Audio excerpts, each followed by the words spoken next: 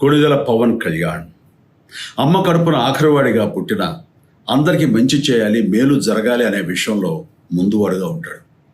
తన గురించి కంటే జనం గురించి ఎక్కువగా ఆలోచించే మనస్తత్వం నా తమ్ముడు కళ్యాణ్ బాబుది.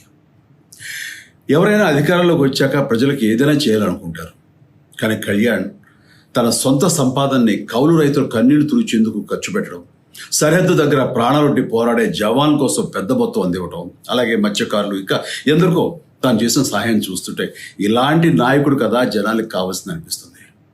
ఒక రకంగా చెప్పాలంటే సినిమాలోకి తను బలవంతంగా వచ్చాడు, రాజకీయాల్లో మాత్రం ఇష్టంతోనే వచ్చాడు. ఏ తల్లికైనా తన కొడుకు కష్టపడుతుంటే గుండె తరుక్కుపోతుంది. అలాగే ఏ అన్నకైనా తన తమ్ముడు అనవసరంగా మాటలు పడుతుంటే బాధ వేస్తుంది. అలా బాధపడుతున్న నా తల్లికి ఈ అన్నయ్యగా ఒక మాట చెప్పాను. నీ కొడుకు ఎంతోమంది తల్లుల కోసం, వాళ్ళ బిడ్డల భవిష్యత్తు కోసం చేసే యుద్ధం అమ్మా ఇది. మన బాధ కంటే అది ఎంతో గొప్పది అన్నాను. అన్యాయాన్ని ఎదిరించకుండా మౌనంగా ఉండే మంచివాళ్ళ వల్లనే ప్రజాస్వామ్యం మరింత నష్టం అని నమ్మి జనం కోసం జన సైనికుడు అయ్యాడు. తాను బలంగా నమ్మిన సిద్ధాంతం కోసం తన జీవితం రాజకీయాల్లోకి అంకితం చేసిన శక్తిశాలి పవన్ కళ్యాణ్. ప్రజల కోసం, రాష్ట్ర భవిష్యత్తు కోసం ఆ శక్తిని వినియోగించాలి అంటే చట్టసభలో అతని గొంతు మనం వినాలి.